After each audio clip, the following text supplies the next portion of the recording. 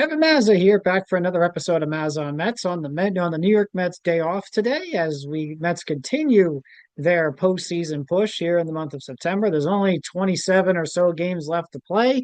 The Mets will enter this weekend against these in the big series. Well, every series is big for the Mets, but especially these next two. These are two very big series coming up for the Mets. But this weekend they play the Cincinnati Reds in Cincinnati. We're going to talk about on this show before we preview and talk about the very important Red series. We'll talk about their series before the Miami Marlins series at Citi Field for 4 games, and their just this last series that they just wrapped up in Detroit against the Detroit Tigers. And if you know the New York Mets, well, they have done exactly what they've shown over the past couple of months. Inconsistent baseball, following up a good series with the bad series, and then following up a bad series with the good series. And not only following up a good series with the bad series with the good series, following up a good series where they beat a good baseball team. Then they had a bad series after that against a bad baseball team. And then they had a good series against a real good baseball team. So this is just who they've been over the past couple of months. An inconsistent team that just can't seem to get it all together and can't seem to get it all clicking. So, but we're going to talk about that series. We'll talk about those series. It's a preview of the Red series. Some big news too coming out of the New York Mets. Just today, earlier this afternoon, big news came out of the Mets farm system. A big call up is on the way. We'll talk about that after we recap both these series. Also want to talk about a bit about some recent conversation about Juan Soto, what I think about it. I'll let you guys know. It's kind of interesting that all of a sudden this conversation has popped up now about Juan Soto, but we'll talk about that in a bit. But we'll begin today with this. So the New York Mets swept the Philadelphia Phillies and in Citi Field, and that sweep got the Mets to 4 games back of the division. So what did I say afterwards? When I came on and did the show, what did I say afterwards? Well, they had to beat the Marlins. The Marlins were next after that series. It was a 4 game series. There was no off day. It was Monday, Tuesday, Wednesday, 4 game series, Thursday through Sunday. So there's no day off, no refreshing your batteries after a big series against the Phillies. The Mets had to get right back on the horse against a team that they should beat, coming off a very emotional big series where they swept their big division rivals. So this was a test. This was a test for the Mets. Go out there and take care of business and beat the Marlins, or have a letdown series. And I said this series was going to be bigger to me than the Philly series, because this series would tell me more than the Philly series did. And what happened? They lost 3 out of 4.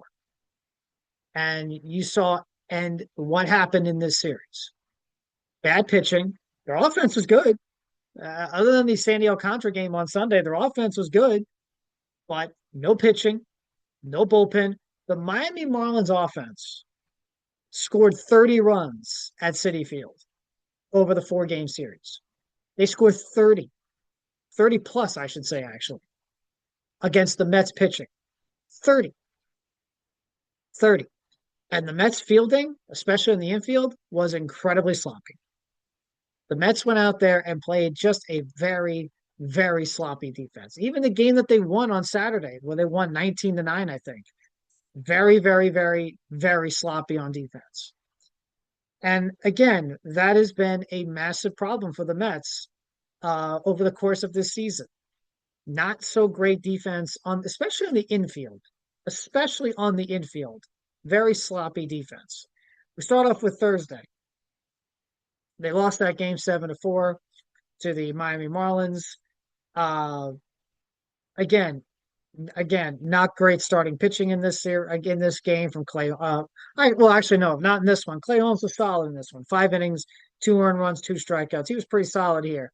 Unfortunately, it was Gregory Soto that let them down. A pitch inning, a third, gave up 3 hits, 3 runs scored, and a strikeout. So that's really where the pitching let them down, was Gregory Soto. Again, the Mets bullpen, aside from Edwin Diaz, this has certainly been a disappointing bullpen even after all those trades. And we'll talk more about that as the recaps go on. But they lose this game 7-4. Uh, Again, defense was sloppy. Three errors in this game. Defense was sloppy, and not the best way to come out of the gate in this series after you swept Philadelphia. They then bounced back, and Jonah Tong's debut. Jonah Tong looked okay. Obviously, again, you weren't expecting to go seven shutout innings or anything like that, but it's okay. He didn't walk anybody, but looked like he was a bit looks like he was a bit out of didn't have full command of his stuff. He did strike out six, so not a terrible outing for Jonah Tong, but there was a lot of he was great, impressive, wow, look how he was okay. I thought he was okay. That's all right. Right now for the Mets starting pitching, okay is good enough. Just as Clay Holmes has pitched okay recently against the Marlins and the other day against Detroit. He pitched okay. That seems to be good enough for the Mets. Jonah Tong pitched okay. The six strikeouts is pretty good, and the Mets gave him a lot of run support. 19 runs in this game. Uh, so again, the Mets offense just continues to hit overall since middle of August. But they scored 19 runs, 18 hits. But they also committed but they also had two errors in this game. You know, again, their defense still wasn't great. You know, they blew out the Marlins 19-9. But even in this game, they had two errors. So, and then on Saturday, they lose the game 11-8. And this was a tough one because the Marlins made two errors of their own in this game. Uh, the Marlins made two errors of their own, and the Marlins scored five runs in the first inning off David Peterson. Peterson did not pitch well in this game at all. It was the worst game of Peterson's season. He only went two innings, eight hits, eight earned runs, three walks. David Peterson has a 6.68 ERA over the last several starts. So Peterson all of a sudden is struggling now. Not good. But he has his worst start of the season against the Marlins. The Mets bounced back. They kept bouncing back and bouncing back and bouncing back in this game. They fought back. They tied the game. They were down. They were down as much as 8-2. Yeah, 6-7. Yeah, they were down as much as 8-2 in this game, but they kept battling back, battling back. They had tied the game. Juan Soto had two home runs in this game. Juan Soto, who has been really hot as of late, he hits two home runs. But the Mets offense had their opportunities in the bottom of the seventh, the bottom of the eighth to take the lead. Didn't happen. Tyler Rogers comes in. He ends up being the losing pitcher in this game. He gives up two hits and a run scored. Tyler Rogers again, said it before, he's been okay, but he has been able to get the big outs. Hasn't been able to get really many big outs since the Mets acquired him. He's been fine overall, right? Certainly better than Ryan Helsley's given you, but he hasn't been able to get the big outs, the big clutch outs that you were hoping you'd get from him. And that continued on this day. They lose 11-8. They had some opportunities in the bottom of the seventh, the bottom of the eighth to tie the game, take the lead, etc. Weren't able to capitalize. So even on a day where the offense scored 8 runs and 12 hits, they weren't able to win because they got nothing out of David Pearson in this game. And then Sunday, they were just shut down by Sandy Alcantara. Sandy Alcantara was great. Senga really struggled again. They lose the game 5-1.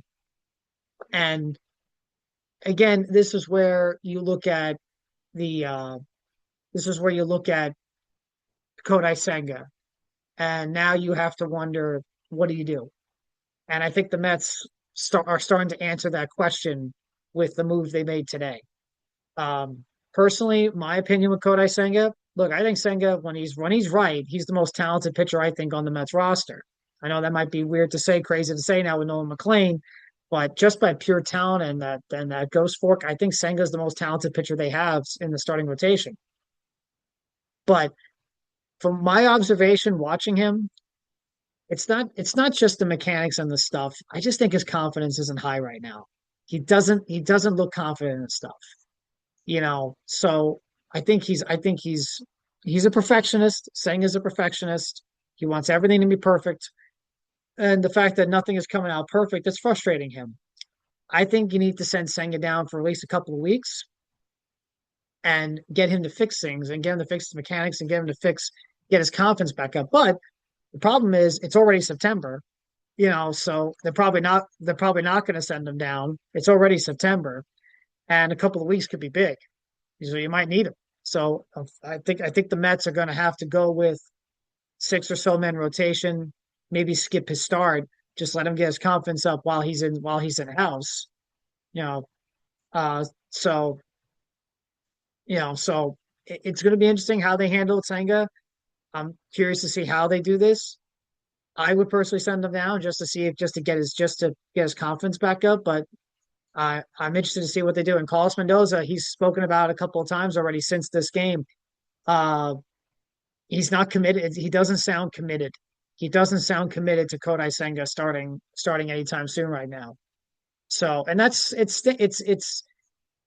very interesting to see the the two top pitchers that the Mets had throughout um throughout the first half of the season struggle the way they have. David Peterson and Kodai Senga were the absolute stalwarts of the starting rotation and were pitching really, really well. And were pitching really, really, really well uh, throughout the first half of the year. And now both are just really struggling.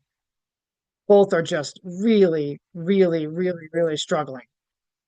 So it's it's it's a pickle the Mets are in. It's a pickle the Mets are in. Um, this is Carlos Mendoza's comment on Senga. One of his comments, he says everything is on the table. Whether he makes the next start, there's a lot going on right now. So again, it doesn't sound like a manager who's confident in Senga. Doesn't sound like a manager who's committed to Senga pitching anytime soon right now. I think they're going to try to hold him off and try to get him right in house. Maybe they do send him down. I don't know, but whatever they do with Kodai Senga is going to be interesting. But they need him. They need him to be good.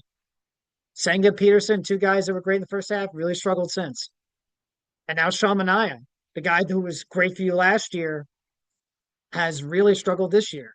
The strikeouts are up, but teams are getting the barrel of the bat. His fastball, his sweeper isn't sweeping the way it was last year, and teams are hitting a lot of home runs against him. So for every big strikeout, there's a lot of home runs off Manaea, and his struggles continued again in Detroit the other day. So, speaking of Detroit, the Mets have a letdown series. They have a letdown series, exactly what they didn't need to happen. And essentially, if you go by what happened in the series and how they were coming out of it, the Mets kind of undid what they were able to do against the Phillies. If they swept the Phillies and were 4 games back of Philadelphia, you know, you know, well, after the Phillies series, but then they lose 3 out of 4 to Miami, and before you know it, they were 7 back again. So they completely undid in a matter of 4 days. They completely undid all the good work they were able to do against the Phillies. You know, it's just it is just the enigma of this team. And the enigma adds even further when they go to Detroit and proceed to beat the Tigers 2 out of 3, a very good Tigers team, and they beat them 2 out of 3. Again, the enigma of the New York Mets, of the 2025 New York Mets. They win the first game of this series 10-8, slugfest in this one. This is on Labor Day, of course. I believe Manaea pitched in this one. Was this the one Manaea pitched? Yes. And Manaea, 3 2/3, 8 hits, 5 earned runs, 6 strikeouts. Again, strikeouts are up, but the hits, the runs, 2 home runs allowed. His ERA is now 5.60. But the offense was great. The offense was great and picked them up. The offense was great and picked them up in this one. Juan Soto was great in this one. Top of the second, Luis Torrens hits an RBI double. Hits an RBI double in the top of the fourth. In the top of the fourth, with the Tigers take a 3-2 lead. Juan Soto hits a grand slam to make it 6-3. But then the Tigers march back. They tie the game. So the grand slams, all of a sudden, even with the grand slam, goes 6-6. Tigers tie the game.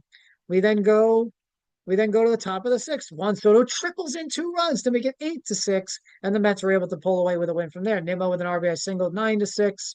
Uh, Brett Beatty hits an RBI ground out, 10-6. Uh, Later on in the game, top of the ninth, bottom of the ninth, Edwin Diaz closes it out. I think Diaz had a six. I think Diaz had a six. Yes, Diaz had a 4-out save in this game, and the Mets win the game 10-8. So the Mets again win a game with offense, and Juan Soto carries this team on his back in this one. The next day, the Mets, Nolan McLean, he pitches in game 2 of this series. They win the game 12-5. McLean, this was impressive. They have thrown this kid into the fire. They have thrown this kid into the water against 4 pretty darn good teams. Yeah, Atlanta may be struggling, but that's still a really good offense with a really good lineup in Atlanta. That's not easy. They threw him in against Seattle, a good team. Threw him in against Atlanta, excuse me, against Philadelphia, a good team. And threw him against Detroit, a good team. And he's come out pitching great. He has come out looking like a star. I shouldn't say that, but that's how it is. That's how he has performed. And he pitched really well in this game. And what made this game even better is that he didn't have his best stuff. First inning was a struggle for him. Gave up 2 runs, was walking guys. He had 2 outs and nobody on to begin the first inning. And he gave up 2 runs on a couple of hits, a walk, etc.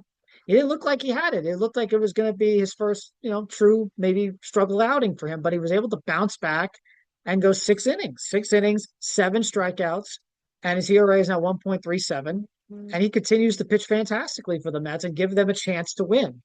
Noah McLean has given the Mets everything they could have asked for in just four starts. It's only 4 starts. It's still only 4 starts, but he's been fantastic and against contending good teams, and you like to see that. Especially in a game where it didn't look like we had it at first. This game started off with a Pete Alonso home run at the top of the first, and then the top of the fourth, the Mets got 5 runs on the board with the Tigers still up. Jeff McNeil RBI single, Cedric Mullins sac fly, and then Luis Torrens at a 3-run homer. And then from there again, the Mets kind of pulled away in the top of the seventh. The Mets had scored a 6-run inning in the top of the seventh. Soto had a home run, Alonso a home run. They go back to back. McNeil an RBI single to make it 10-2. Beatty an RBI single to make it 11-2. Francisco Lindor sac fly to make it 12-2. The Tigers did get a rally in the bottom of the ninth, but by then it was already over. They win the game 12-5. The Mets. So the Mets. The Mets lose. The Mets lose the next day 6-2. So they only get 2 out of 3 in this series. In this one, Holmes was okay. Clay Holmes was okay in this one. Again, 4 2/3, so not great. He wasn't able to finish the fifth. 5 hits, 3 runs, 2 earned runs, 3 walks, and 6 strikeouts. There was an error in this game. That error ended up resulting in a run for Clay Holmes. But the big story in this one, we'll get back to game 2 in a second. But the big story in this game was Ryan Helsley. And the Mets it was still a 3-2 ball game, 3-2 Detroit. And I saw Ryan Helsley warming up, and I said, oh no. It continues to confuse me, and I understand. Ryan Helsley was traded to get big outs. He was traded for that. In these close games, in these games, during this stretch of the season. And this is what he was traded for. He was traded to get big outs in these kind of situations, in these kind of games. The problem is he hasn't been able to do that. And you've seen that now for a better part of a month. So why are you throwing him in these kind of situations when you know he's really struggling? And the Detroit Tigers, they faced him the other day or in game 1 of the series, and they were swinging at everything. They were swinging at everything against him because they knew his struggles. They knew about his struggles. They knew. And they were aggressive against him. And in this game, once again, they were aggressive. And again, Helsley struggled. He gives up a single to Cole Keith. He walks Gleyber Torres. And then he gives up a 3-run homer to Kerry Carpenter. 6-2 to Tigers, and that's the ball game, essentially. It continues to blow my mind that Carlos Mendoza continues to go to him. I don't know how you can continue to go to him in these close games, close situations because he's not playing well. He's not pitching well. He's rattled. I know that you traded for him for in these spots, but the reality is he's not you can't he's unpitchable right now in these spots. He has to come in non-leverage situations right now. You can't put him in big leverage spots right now. It's just how it is. And it continues to confuse me that Carlos Mendoza and the Mets continue to put him in there. It really does confuse me. But to go back to game two, again, you love what you saw of the offense. You love what you saw out of Noel McLean. And the Mets, game three aside and the Helsley stuff aside, a good bounce back by the Mets to go to Detroit after losing 3 out of 4 to Miami and beat the Tigers, a really good team, 2 out of 3 in their house in Detroit at Comerica Park. But it again adds to the enigma of the Mets. Who are the 2025 New York Mets? That's the big question we got to ask. Who are they? Are they the team that beats the Phillies and sweeps the Phillies, wins 10 in a row again, and that sweeps the Phillies twice at Citi Field? Are they the team that beats the Tigers 2 out of 3? Are they the team that was at home? They beat Milwaukee 2 out of 3. Are they the team that at home beat the Yankees 2 out of 3? Are they the team that won the season series from the Dodgers? Who are they? Who are they? Are they the team that lost 3 out of 4 to Miami? Are they or are they the team that got swept by the Pirates and got beat 30-4 in that series? Are they the team that lost 2 out of 3 to Baltimore, to the Orioles? Who are they? It again adds to the enigma. Who are the 2025 New York Mets? We don't know. It's September, and we still don't know who they are. And now they enter another big series. Cincinnati Reds, they're 5 games back of the Mets in the wild card. Actually, the Giants, the San Francisco Giants, who, by the way, who the Mets also lost to 2 out of 3 in at Citi Field, but the Mets were able to take the season series because they swept San Francisco in San Francisco. So they still able to take the season series in that series. But the Giants have all of a sudden, after selling at the trade deadline, including trading Tyler Rogers to the Mets, have all of a sudden gotten hot. They are 10-1 in their last 11 games. They have gotten hot, and they are back in the wild card race, and they have jumped over the Reds, and they're 4 games back now. They're 4 games back of the wild card now, the Giants. So now the Mets need 2 teams. Now the Mets have 2 teams they're competing with for that third wild card spot. It's the Giants now, and it's the Reds.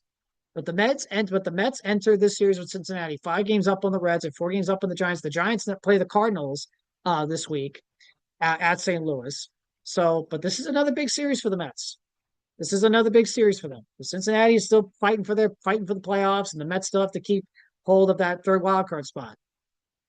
You know, the Reds are fighting for their playoff. The Reds are fighting for the playoffs, and the Mets and the Mets are still fighting, and the Mets are fighting to hold that third wild card spot. So it's another big series for the Mets. What team do we see? Will we see the team that showed up in Detroit, or we're going to see the team that showed up against the Marlins? We'll have to find out. But before we get to the Red series, bit of breaking news earlier today.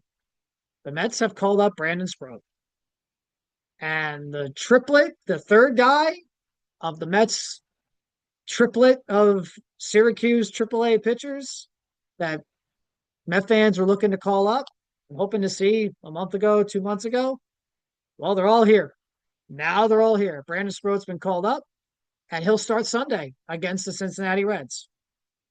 So the Reds series in Cincinnati is now looking like this. David Peterson pitches on Friday night, Jonah Tong on Saturday, and Sunday will be Brandon Sproat. So you'll get a taste. So if you're the Mets, you'll see your 2 rookies pitch this weekend in big series in Cincinnati in a hitter's ballpark like that. So it doesn't get easy. Reds team that's trying to catch you for the wild card, and at Great American Ballpark, which is a hitter's ballpark. So 2 very tough places for Jonah Tong in his second start and Brandon Sproat in his debut. So won't be easy for Brandon Sproat, but the Mets have finally called him up. And look, I hate to be cliche, but we'll see what happens, right? It's certainly a a risk that the Mets are taking, but the Mets kind of have no choice because Peterson's really struggling. Senga's really struggling. Manaya's really struggling. You need something. Tong, McLean, and now Brandon Sproat. McLean, Tong, and now Brandon Sproat. You need something. You need something. And Sproat could also add something to the bullpen. So if he doesn't stick around the rotation, you can always put him in the bullpen as well. But it just tells you the state of the starting rotation right now. You know, they need all three rookies. They were hoping that Manaea would pitch better than this. He hasn't. They were hoping Kodai Senga would come back from the injury and pitch the way he did in the first half. He hasn't. They were hoping David Pearson would not struggle like this the way he has over his last 6 or 7 or so starts. He has. So the Mets kind of have no choice right now. And then you also have Clay Holmes' innings stuff going on. So the Mets needed to call up their three starters. So they needed to call up their three rookies. And now all three of them are up. From McLean, first McLean, then Tong, and now Sproat. We'll see what happens. Let's see if all three of them now. It's a tough ask. It's a tough situation as all three of them are being thrown into the middle of a postseason push. In the middle, it's tough, but let's see how it works. Because the Mets need something out of the rotation. Nolan McLean has pitched great from the 4 starts. Tong was okay in his first start. Let's see how he does in his second start on Saturday, and now let's see how Sproat does. Um, but that's the big news out of the Mets today. Jesse Winker, other news: Jesse Winker was shut down for the season. So his season, uh, it's a shame because he was such a big part for this team last year. He added so much to the locker room and the clubhouse after they acquired him. But this season was just a lost year. Just a couple big injuries for him, and for him to missing a lot of time. So it's you feel for him. It was a lost season for him. You feel for him. Francisco Alvarez is playing in AAA. He's playing in rehab. Hopefully the Mets are hoping to have him back pretty soon from not only his finger injury on the right hand, but his pinky on the other hand when he got hit during his rehab. He hit a grand slam last night, so that's good to see. So hopefully, I think the AAA, I think the Syracuse Mets play today. Let me just double check that. Do they play today? Syracuse Mets? Don't think they do. Don't think they do. So it looks like Francisco Alvarez will have an off day today. So I don't know. Hopefully, maybe he's called up tomorrow or as soon as Monday because Torrens has stepped up. Luis Torrens has stepped up very well for the Mets since Alvarez's injury. He's played pretty good, so that's good to see. But you need Alvarez in there. You need Alvarez in there. You need Francisco Alvarez in there. I want to talk about one more thing before we preview the Red Series. I brought this up at the beginning. I want to talk about the interesting topic that's come up about Juan Soto. And that's Juan Soto for NL MVP. And it's very interesting to see this get brought up now because for the longest time, for the most of the season, we've heard about Juan Soto struggled. He's not been the guy he was with the Yankees or even with the Nationals or Padres. He looks uncomfortable. He looks upset. He doesn't look like he's happy as a Met or, he's not hitting to his full potential, blah, blah, blah, right? And now all of a sudden, because he's been red hot recently, he's been hitting great lately. He's been great as of late. Now all of a sudden we're talking him up as an MVP candidate. It's very, very fascinating. Now I'm not look, that's great. I'm not complaining. I think that's great. But it's very interesting how all of a sudden Juan Soto went from disappointment, big first year disappointment, not living up to the contract with the Mets, to all of a sudden now he's an NL MVP candidate. And I've seen this, you've seen it over the past week or so now, a couple days to a week. That all of a sudden Juan Soto's MVP candidate. It's very fascinating to me. I'm not complaining. I think it's cool, for the Mets to have another MVP candidate for a second year in a row, just like was Lindor. But you could also make the case and make, but you could also make the argument that he's not the MVP of the team. Pete Alonso has been very good, overall all season long and has come up with big hits after big hits after big hits after big hits and big home runs after big home runs all season long. And he's been the Mets' best player overall with runners in scoring position, a team that has struggled with runners in scoring position all season long until the last month or so. Alonso was like the one guy that was coming through runners in scoring position, that was hitting the runners in scoring position. Juan Soto really wasn't for a good part of the season. So until now. But now, that being said, I think Juan Soto's had a really good year. He's gonna hit 30, he's gonna get 30 stolen bases. Uh he's gonna hit 40 home runs.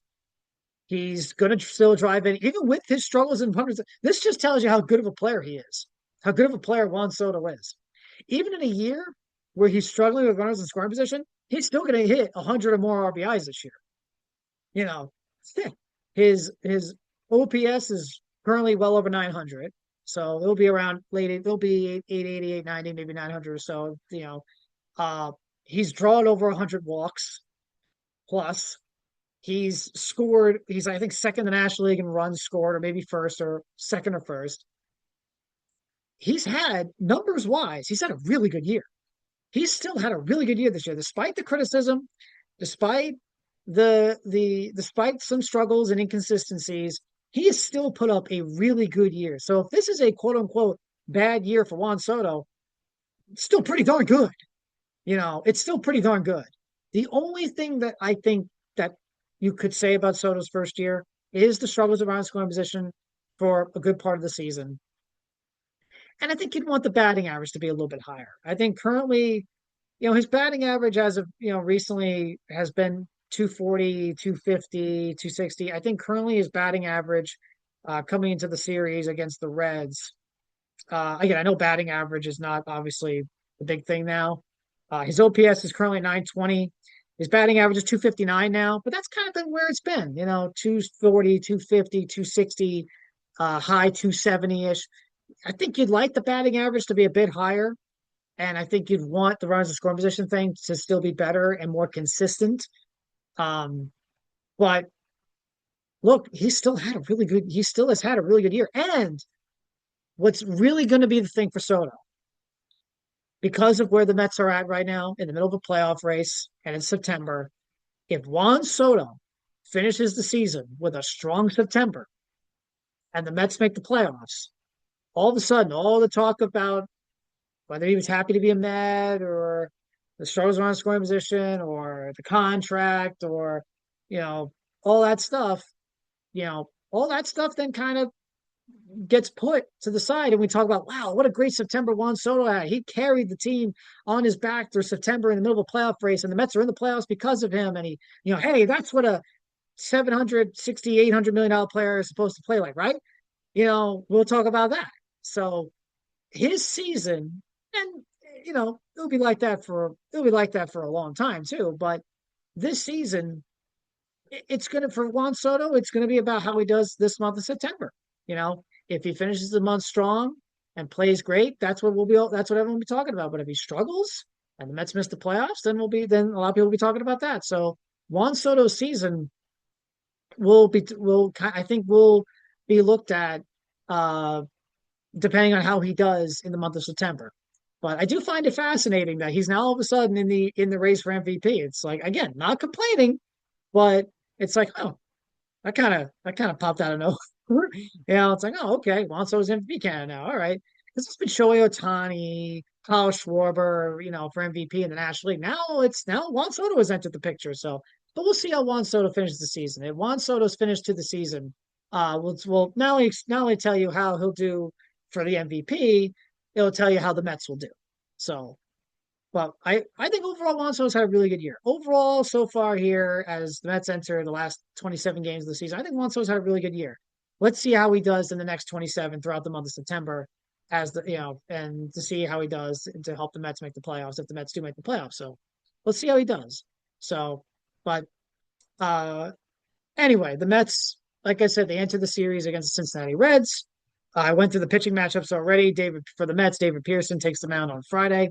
Jonah Tong will make his second start of his career on Saturday, and on Sunday, on Sunday, the Reds haven't announced a starting pitcher for this game. At least I don't think. At least I haven't seen. But that'll be Brandon Sproat's spot for the Mets.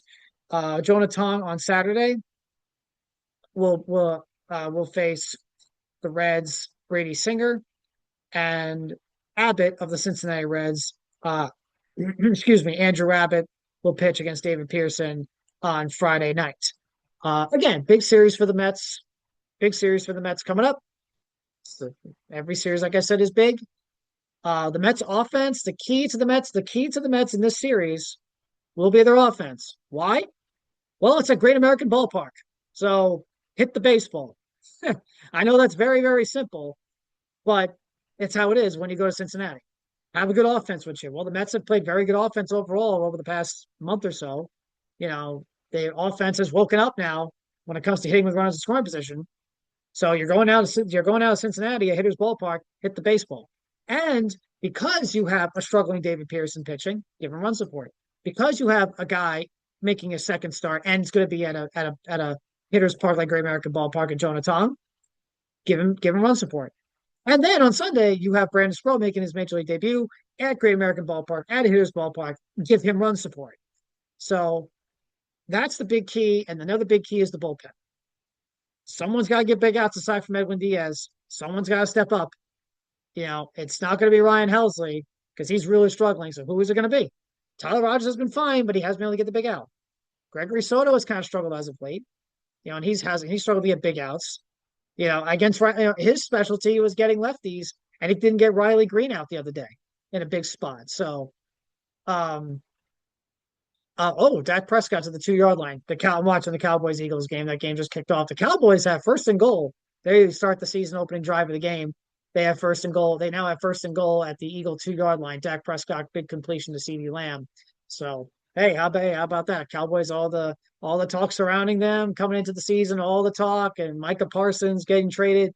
And here are the Cowboys, opening drive of the season, marching down the field against defending champions. That's a defensive pass interference on the Eagles, so it'll still be first and goal for the Cowboys.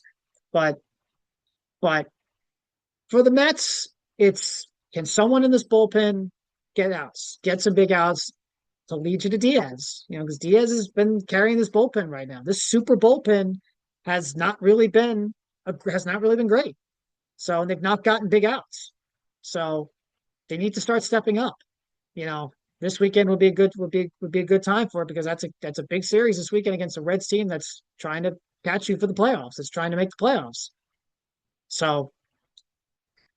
But again, big series this week against the Reds. Of course, that big 4-game series in Philadelphia right after this, the touchdown Cowboys. They have another big series against the Texas Rangers. That will be interesting and fun to talk about on Thursday because when we have that would be a fun series to talk about because on Friday night we're looking at Nolan McLean versus Jacob deGrom. It's Jacob deGrom's return to Citi Field since he left in free agency to go to Texas. It'll be his return to Citi Field. And he's going to start against Nolan McLean, who looks to be the next Mets pitching phenom out of the minors, just like Jacob deGrom was back in 2014. So that should be a lot of fun. If we do get that start, if we do get that game, I believe it looks like it could be on Friday night between Jonah Tong, between Nolan McLean and Jacob deGrom. That'll be a lot of fun. So that should be a lot of fun for baseball fans and. So if that is the start if that is a game we get, that start we get, that'll be cool. But see how the Mets do. Let's see what Mets team we see this weekend. Let's see what Mets team we see. Let's see. The Mets need to start being consistent. You want to make the playoffs? You got to be consistent. This team has not been consistent. Every time they follow up a really good series, they follow it up with a bad series. And then they have a bad series, they follow it up with a good series. Especially against good teams, bad teams, right? Well, they're facing a good team this weekend, a team that needs to win, that needs every game. So you got to go out there and play the way you're capable of playing. They need to be more consistent. Before we wrap up the show, let's go around Major League Baseball. The Philadelphia Phillies most importantly, defeated the Milwaukee Brewers today, 2-0.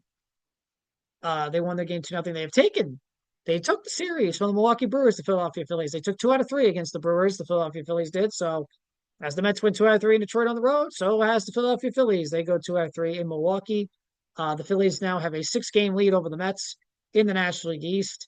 As we enter the weekend, the Phillies, as the Mets go to Cincinnati, the Phillies go to, let's see, where do they? Let's see, the Phillies play the. Ba, ba, ba, ba, ba, ba. Ba, ba, ba, ba, ba, ba, ba. Oh, they're at Miami. They're at the Miami Marlins. So, maybe the Marlins could do the Mets a solid and beat the Phillies. Just like the Marlins like beating the Mets. So, but the Phillies play the Marlins this weekend in Miami, while the Mets, of course, are in Cincinnati. And since the San Francisco Giants have gotten red hot, and they're now 10-1 the last 11 games to get it back into this division race, wild card race, the Giants will keep track of that. The Giants play the Cardinals tomorrow night in St. Louis. So, that'll about wrap it up today for MazzaOnMets. Thank you guys for tuning in and watching. Thank you guys very much tuning for listening. Greatly appreciate it. Have yourselves a great weekend. Have yourselves a great NFL Week 1 weekend. The NFL has just kicked off, but we'll see you guys on Monday to recap the Red Series and then a preview of the big 4-game series against the Philadelphia Phillies at Philadelphia. The series that will determine who the National Eastern Division winner will be. I think the Mets heading into one more thing. I think the Mets need to be at least 4 games back. They're 6 games back now. I think they need to be at least 4 or 5, but 4 best at best heading into that series. So if you're 5 back, all right, but it'd be great if you can be 4 back. But that would also mean that you have to win your games against Cincinnati, and the Marlins have to win some games against Philadelphia. Not easy. So you need to win these games in Cincinnati. They need to be at least 5 games back, maybe 4, heading into that series. And then you got to win at least 3 out of 4. But we'll get there when we get there. First, the Mets have to focus on the Reds. So but that is a gigantic series that I think will more than likely determine who the division winner will be. So, but like I said, the Mets got to focus on the Reds. Big series this weekend. So we'll see you guys on Monday. Have yourselves a great weekend, and let's go Mets.